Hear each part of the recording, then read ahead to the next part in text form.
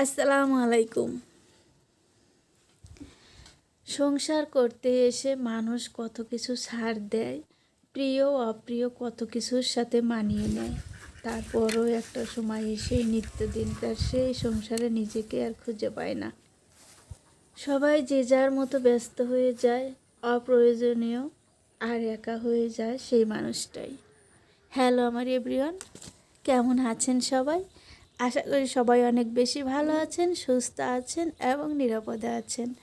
আমরাও ভালো আছি আলহামদুলিল্লাহ। তো অনেক কিছু তো দেখে ফেলাইছি যে আমি টাটকা পেঁপে গাছ থেকে পেড়ে এনেছি, একদম টাটকা তরতাজা। রান্নাবান্না করব আজকে, পেঁপে দিয়ে মাছ রান্না করব। তো প্রতিদিনকার মতোই প্রতিনিয়তই আপনাদের মাঝে চলে এসেছি গল্প কথা নিয়ে। থাকছে সাংসারিক কিছু কাজকর্ম এবং রান্নাবান্না। আশা করি ভিডিও জুড়েই আমার সাথেই থাকবেন। ভিডিওর শুরুতে একটা লাইক দিয়ে দিবেন। আপনাদের কাছে আমি একটা জিনিসই চেয়ে নিই, তো যদি ভুলে গিয়ে থাকেন প্লিজ একটা লাইক দিতেন।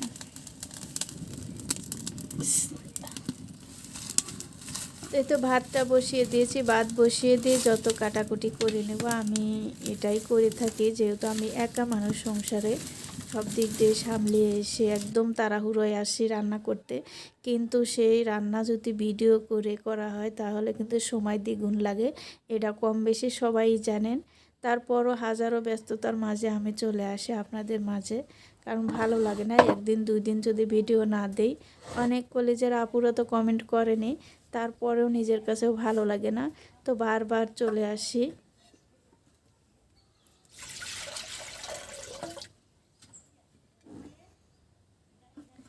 তো আজকে আমি দেখাবো যে আমার এই মাটির জিনিসপত্র আমি রান্না করে কিভাবে ঝকঝকে তকতকা করে রাখি। একজন কলেজের আপু কমেন্ট করেছেন যে আপু তুমি এই মাটির জিনিসগুলো কিভাবে রাখো, ভেঙে যায় না, বা কিভাবে ধুয়ে রাখো। তো আজকে আপনাদের মাঝে শেয়ার করব যে রান্না করার পরে আমি আমার এই মাটির জিনিসগুলো কিভাবে গুছিয়ে রাখি সেটা।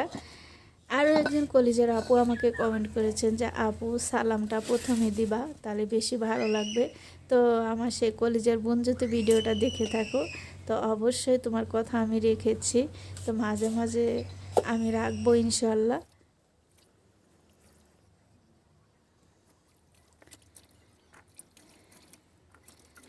পেঁপেটা কেটে নিয়ে আমি ধুয়ে নিচ্ছি, ধুয়ে নিয়ে আমি এই পেঁপেটা ভাপিয়ে নিব। আমি পেঁপের তরকারি সবসময় এভাবে রান্না করি, কারণ পেঁপেটাকে একদম সিদ্ধ করে ফেলি, সিদ্ধ করার পরে আমি বাগার দিই, তাহলে পেঁপেটা যখন ধরা যায় বা খাওয়া যায় একদম নরম তুলতুলো হয়ে যায়, খেতে বেশ ভালো লাগে। আর পেঁপের সাইজটা আমি একটু মোটা করে রাখি যাতে দেখতে ভালো লাগে বা খেতেও ভালো লাগে।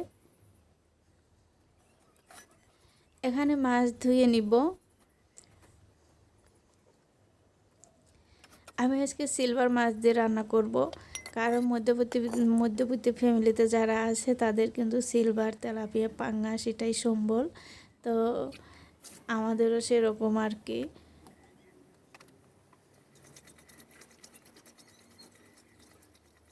এখন আমি মাছটা একটু ধুয়ে নিব লবণ পানি দিয়ে। আমি আগেই ধুয়ে নিয়ে আসি, যেহেতু আমার এখানে টানা পানি ধুতে হয়। হয়তো অনেক কাপড়ও বলতে পারবেন যে কোম্পানি থেকে ধোয়া হয় কি না, না তা না, আমি এগুলো আগেই ধুয়ে নিয়ে আসি। আর আরও একজন কলেজের আপু আমাকে কমেন্ট করেছিলেন যে আপু তুমি তোমার সব কিছু মাটির জিনিস, তুমি যদি মাটির কড়াইতে বা পাতিলে রান্না করতে তাহলে বেশ ভালো লাগতো আরও বেশি। তা আমি সেই বোনের কথাটা রেখেছি। যদি বোন তুমি দেখে থাকো ভিডিওটা অবশ্যই ছোট্ট একটা কমেন্ট করবা। তো এই যে আমি মাটির কড়াইতে অনেক দিন যাবত রান্না করি না, যেহেতু মাটির কড়াইতে সেভাবে মাছ ভাজা যায় না বা কোনো কিছু ভাজি করা যায় না, তো ভয় লাগে আর কি, বেশি তাতলে আর বেশি আগুনি হলে কড়াইটা ভেঙে যাবে কি না। এই জন্য দেখা যায় যখন ডাউল মাউল রান্না করি বা কোনো একটা তরকারি রান্না করি যে ভাজা পোড়ার নাই, সেই দিন হয়তো রান্না করি, মাঝে মাঝে রান্না করি। যারা আমার পুরাতন ভিউয়ার্স আছেন অবশ্যই জানেন। তো এই যে এখানে তামান্নার মা মাছ এনেছে, আমি রান্নাঘরে রান্না করতে করতে ক্যামেরা অফ করে রেখে এসে বাবুকে গোসল করাতে আসছি। আর এই ফাঁকে ওই মোবাইল নিয়ে গেছে, আমি জানিও না। তাই ওর মা বাজার আনছে, মাছ আনছে, মাছ কাটতেছে, তো সব কিছু ভিডিও করছে।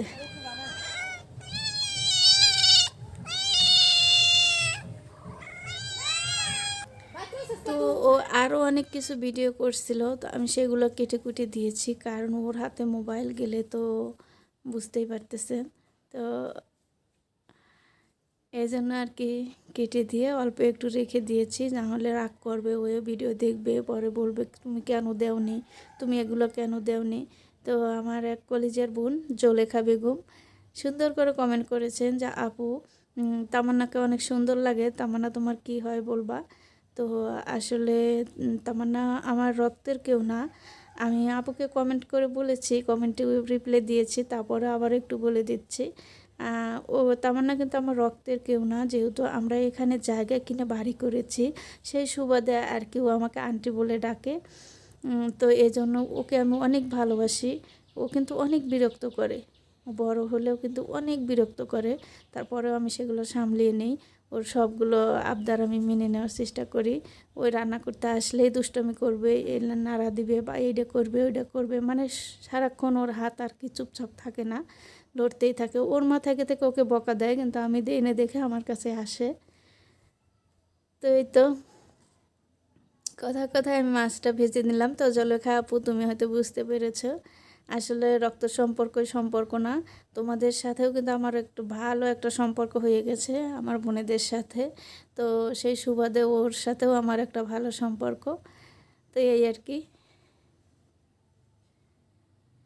তো যেহেতু মাটির কড়াইতে অনেক দিন যাবত রান্না করি না, আর মাটির কড়াইতে কিন্তু এই সিলভারের বা এগুলো খুন্তি দিয়ে কিন্তু নাড়াচাড়া যাবে না, কারণ মাটির কড়াইতে যে কোনো সময় ভেঙে যেতে পারে বা খসখস গস করে, আমার বিরক্ত লাগে। তো যা আমি কিন্তু কাঠ দিয়ে যে বানিয়ে নিয়েছি সেটা দিয়ে এখন যেহেতু মাটির কড়াই বের করছি, এখন আমার এটাও ধুয়ে নিতে হলো আর কি।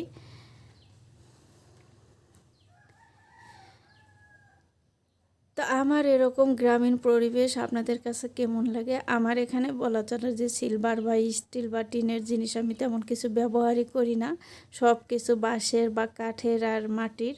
তো কেমন লাগে এই গ্রামীণ পরিবেশগুলো অবশ্যই জানাবেন। আর এই গ্রামে কিন্তু গাড়ির আওয়াজ পাওয়া যাবে না, শুধু পাখির ডাক, মোরগের ডাক, গরুর ডাক, ছাগলের ডাক, এগুলো আর কি। এগুলো শুনতে বেশ ভালো লাগে আমার কাছে, যে গাড়ি ঘোড়ার যানজট নেই, কোলাহল নেই, কোনো কিচ্ছু নেই, সব কিছু ছেড়ে একদম নিরিবিলি গ্রামীণ পরিবেশে আমি আপনাদের মাঝে আমার জীবনযাপনের কথাগুলো তুলে ধরি।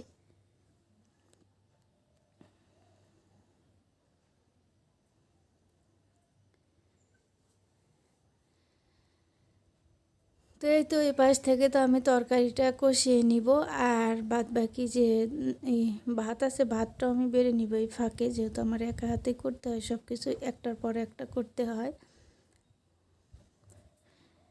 তো আমি কয়েকদিন সংসারের কাজকর্ম কিছু টুকিটাকি শেয়ার করেছি আপনাদের মাঝে, কিন্তু সময় হয়ে ওঠে না ওইভাবে আর কি, এই জন্য আমি রান্নাটাই আপনাদের মাঝে একটু শেয়ার করি। তো মাঝে মাঝে করব, ইনশাল্লাহ করার চেষ্টা করব।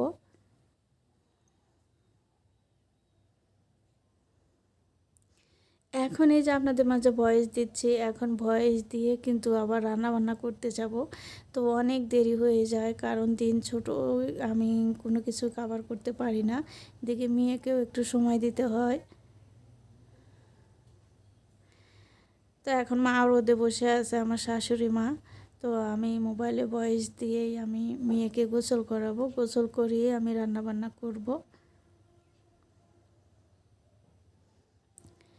আলহামদুলিল্লাহ আমার তরকারি রান্না শেষ, কমপ্লিট।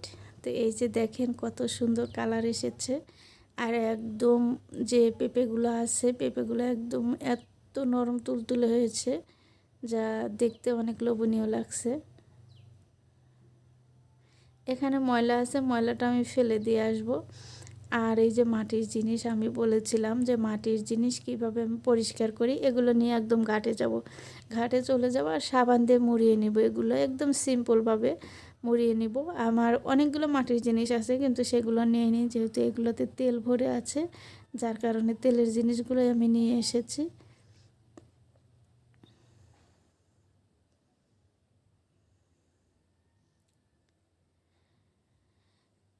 আমি সবসময় কাজকর্ম ঘাটে করার চেষ্টা করি, কারণ আমার ঘাটের পানি তে কাজ করতে বেশ ভালো লাগে। এরকম গ্রামীণ পরিবেশে ঘাটে কাজ করা কিন্তু অনেক ভালো। এখন এই যে জিনিসগুলো ধুয়ে আনবো, আনা হালকা একটু ভালো পানি দিয়ে ধুয়ে নিয়ে আবার যেখানকার জিনিস সেখানে আমি রেখে দিব।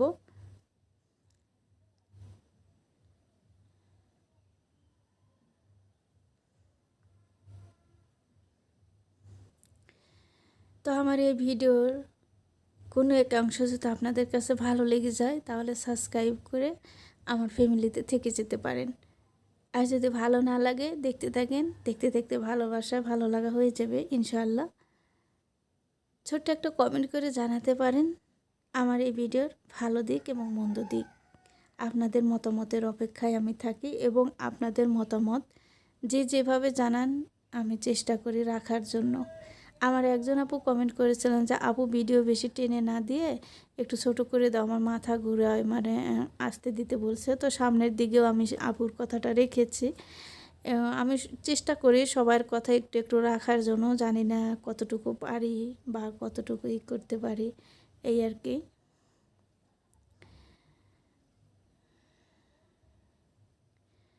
এই তো ধোয়াধুয়ি করে নিয়ে এসে উপরে রেখে দিয়েছি, দিয়ে এখন রান্নাঘরটা একটু ঝাড়ু দিয়ে নেব। তো আসলে ওই ঝাড়ু দেওয়াটা আমার স্কিপ হয়ে গেছে, দেখাতে পারিনি। সব কিছু গুছিয়ে নিব, নিয়ে এই যে পাতিল, আমি ভাতের পাতিলটা চুলায় দিয়েছি আর কড়াইটা মুখে দিয়েছি, এগুলো একটু আগুনের তাপ পাবে, তো এতে ভালো থাকবে। তো সবাই ভালো থাকবেন, আল্লাহ হাফেজ।